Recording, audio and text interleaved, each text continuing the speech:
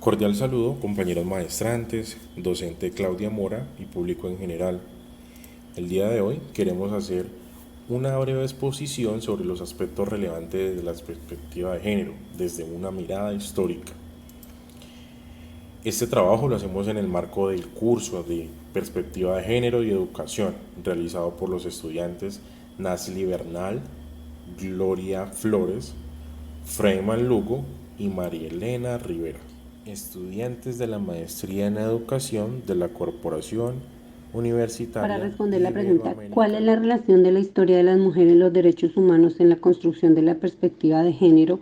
Se tomará como base el texto sugerido en la plataforma de nombre Igualdad, Equidad de Género y Feminismo, una mirada histórica a la conquista de los derechos humanos de las mujeres, de los autores José María Duarte Cruz y José Baltasar García Horta.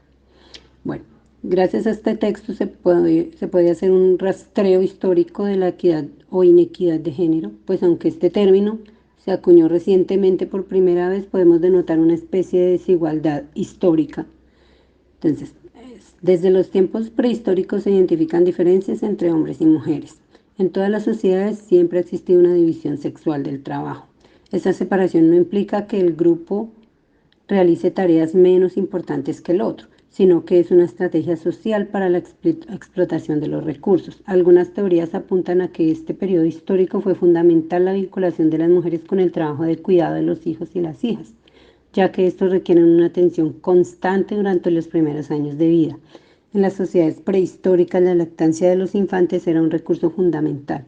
Esto vinculó a las mujeres a las actividades de mantenimiento y al espacio doméstico, sin que necesariamente esto significara algún tipo de desigualdad o subordinación por parte de la mujer.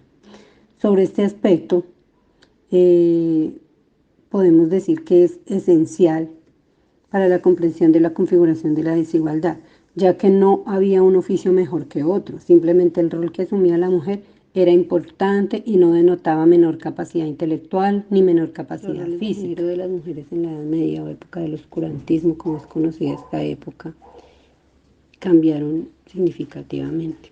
La figura femenina estaba condicionada según el lugar que ocupara en una sociedad netamente estamentaria. Las mujeres contribuyeron significativamente también a la economía medieval. La Iglesia jugó un papel clave en la construcción de dos figuras fuertes para identificar las mujeres. Eva, creada a partir de la costilla de Adán, quien provocara la expulsión de ambos del paraíso, y María, quien representaba la virginidad, la castidad y la abnegación como esposa y madre. Se concibe entonces un conjunto de características propias de las mujeres: castas, prudentes, trabajadores, honradas, calladas, obedientes, hermosas y sorprendentemente cultas. Ya en la Edad Media, la mujer noble podía gozar de ciertos privilegios, encargada del cuidado y la educación de las hijas, de la organización de los empleados en casa y de la economía, y ocupaba un importante, podría decirse, papel en la ausencia del esposo en épocas de guerra. En la Edad Media hay un personaje significativamente importante, el cual es la bruja. Las brujas sabían de anatomía, de botánica, de sexualidad, de amor, de reproducción, por lo que fueron mandadas a la hoguera. Prestaban un importante servicio a la comunidad, conocían mucho de plantas y animales, minerales y creaban recetas para curar. Todo esto fue condenado por la Inquisición. Esto significó una amenaza para el Estado, el poder establecido en esa época, para los grupos dominantes, pues no le podían otorgar el poder religioso por un lado y el poder médico por el otro lado a una mujer. Esta grave amenaza hace que se le cree la Inquisición con el único fin de neutralizar ese poder adquirido. Occidente nunca le ha dejado el poder médico ni a las mujeres ni a los indígenas. Esto es un comportamiento en el Renacimiento esencialmente colonial. Varían un poco el papel que venían desempeñando. La mayoría de mujeres durante el Renacimiento, para ellas la maternidad no era solo su profesión, sino que también era su referente de identidad. Sus vidas adultas eran un ciclo continuo de embarazo y crianza. Las mujeres estaban forzadas a ser fértiles. Las mujeres pobres daban a luz cada 24 o 30 meses. Tener hijos e hijas constituía no solo una carga, sino un privilegio para las mujeres. La situación de las mujeres plebeyas era abismalmente distinta a la de las mujeres de la nobleza. En época feudal, la división social entre nobleza y plebe era radical. Las mujeres plebeyas, tanto como los varones plebeyos, permanecían ajenas a toda clase de educación formal. Eran en su totalidad analfabetas. Y de sus vidas solo tenemos atisbos, unos pequeños atisbos provenientes de registros de juicios por brujería y poca cosa más. En la nobleza las mujeres recibían prácticamente la misma educación. Se presentan grandes inventos y progresos de las fuerzas económicas y sociales, las cuales se ven fortalecidas. Surge el capitalismo y la burguesía, acompañadas de nuevas entidades políticas que promovieron la consolidación de los estados-nación. Los cambios bruscos y violentos decisivos hicieron de esto una época de reformas, descubrimientos y revoluciones a escala mundial. Hay un personaje especialmente importante, el cual es el humanista Juan Luis Vives, uno de los pedagogos más importantes del siglo XVI. Él publicó dos textos, uno que se llama La formación de la mujer cristiana y los deberes del marido. El primero es una doctrina de educación femenina dirigida a doncellas, mujeres casadas y viudas. Estableció ideas, preceptos y costumbres y normas. Según él, toda mujer cristiana, desde el momento de su nacimiento, debían seguir. Esto se considera el primer tratado sistemático sobre la condición femenina. Despertó un inusitado interés por el tema e influyó fuertemente en el ejercicio de los educadores de la época, marcando pautas notables y significativas en muchos escritores posteriores. Un acontecimiento importante sucede para el cambio de la edad moderna hacia la edad contemporánea. Se trata de la Revolución Francesa. Aquí en la Revolución se manifestó que la Declaración de los Derechos del Hombre y del Ciudadano promovían contradicciones evidentes, las cuales se describieron como desigualdad. La revolución había traído consigo la idea universal de la igualdad natural y política de los hombres y negaba el acceso a las mujeres, que eran la mitad de la población, a los derechos políticos y civiles, lo que en realidad se negaba su libertad y su igualdad respecto al resto de los individuos. Asimismo, se pasa a la edad contemporánea, que es desde los finales del siglo XVIII hasta el presente. Bueno, y en esa misma época está la obra importante de Jean-Jacques Rousseau. Rousseau escribe un libro llamado El Emilio o de la Educación, el cual tuvo gran influencia en las ideas políticas de los siglos XIX y XX, y se consideraba este libro un tratado pedagógico que expresaba las bases de la educación de las niñas y los niños, las supuestas diferencias de naturaleza y de responsabilidades entre hombres y mujeres que Rousseau planteó promovieron la idea de la superioridad de los unos sobre las otras. Según su tesis, las niñas debían aprender cuestiones domésticas y religiosas, mientras que los niños debían educarse para la vida pública. Los trabajos de las armas y las leyes, Rousseau sostenía que madres debían enseñar a las niñas a cocinar, a coser, las niñas debían abandonar los centros escolares a los 8 años, una vez adquiridos sus conocimientos básicos. No podemos dejar pasar la oportunidad de nombrar a la importancia que tuvieron las mujeres en la época de la independencia. Estas mujeres son el símbolo de revolución, de resistencia, de apoyo a los hombres de la revolución, y estas mujeres casi siempre han sido invisibilizadas e ignoradas. En el siglo XIX se empieza a evidenciar en Estados Unidos el trabajo de varias mujeres feministas, entre ellas la profesora Lucretia Coffin Mott, que se inspiró en la defensa de sus derechos al descubrir que sus compañeros hombres profesores recibían el doble de sueldo que ellas.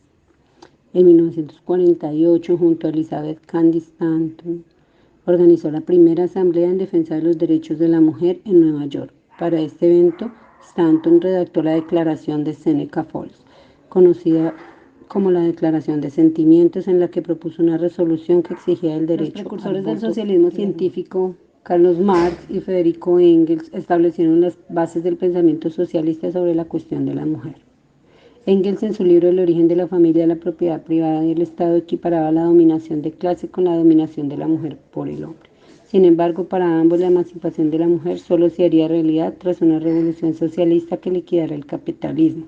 La lucha de las mujeres debía subordinarse y articularse a la lucha de clases, ya que no había diferencia alguna entre sus. ¿Cuál es la relación de la historia de las mujeres, los derechos humanos con la construcción de la perspectiva de género?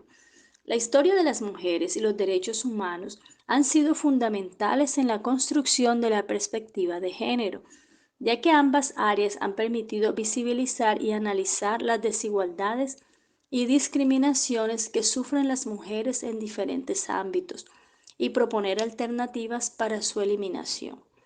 La historia de las mujeres ha permitido recuperar la memoria de las mujeres y su papel en la construcción de la sociedad, así como analizar las diferentes formas de discriminación y opresión que han sufrido a lo largo de la historia. Esta recuperación de la memoria ha sido fundamental para el reconocer el papel de las mujeres en la sociedad y en la construcción de la identidad y la cultura de los pueblos. Por otro lado, los derechos humanos han sido fundamentales en la promoción y defensa de los derechos de las mujeres, ya que han permitido reconocerlos como derechos universales, inalienables e independientes. Los derechos humanos han sido un marco normativo para la reivindicación de los derechos de las mujeres y para la adopción de políticas públicas para su promoción y defensa. La construcción de la perspectiva de género ha permitido integrar la historia de las mujeres y los derechos humanos en un enfoque más amplio y complejo, que analiza las relaciones de poder entre hombres y mujeres en la sociedad y en las diferentes formas en que se manifiestan las desigualdades de género.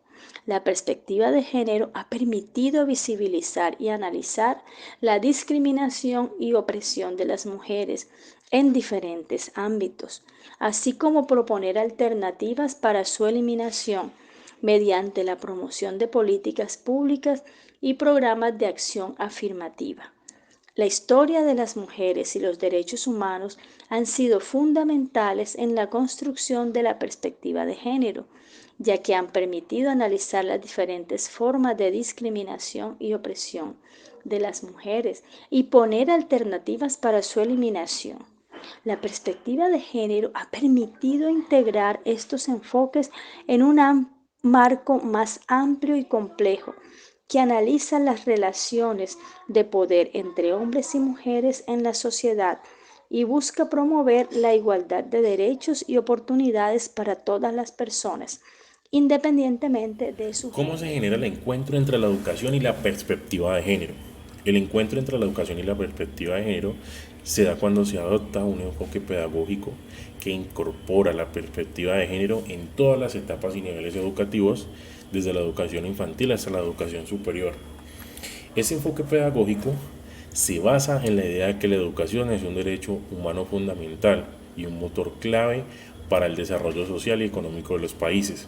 Por lo tanto, es fundamental que en la educación se fomenten los valores de igualdad y no discriminación, promueva la diversidad, la cultura lingüística, fomente la participación activa y crítica de todas las personas en la sociedad. Para entregar la perspectiva de género en la educación es necesario incluir contenidos específicos que aborden la discriminación de género y promuevan la igualdad de oportunidades entre hombres y mujeres. También es necesario que los docentes reciban formación específica en perspectiva de género para poder incorporar en sus aulas de clase. Algunas de las estrategias que se pueden utilizar para integrar la perspectiva de género en la educación son incluir contenidos específicos sobre la igualdad de género en los planes de estudio y programas educativos, formar la participación activa de niñas y mujeres en las clases y actividades escolares, promover la formación, sensibilización de los docentes en la perspectiva de género y en la identificación y prevención de la violencia de género, desarrollar material didáctico y recursos educativos que promuevan la igualdad de género y la diversidad sexual, implementar programas y políticas que fomenten la igualdad de género en la educación, como la eliminación de estereotipos de género y promoción de la igualdad salarial entre hombres y mujeres. En conclusión, el encuentro entre la educación y la perspectiva de género se da cuando se adopta un enfoque pedagógico que promueva la igualdad de oportunidades entre hombres y mujeres y fomente la eliminación de la discriminación de género en todas las etapas y niveles educativos.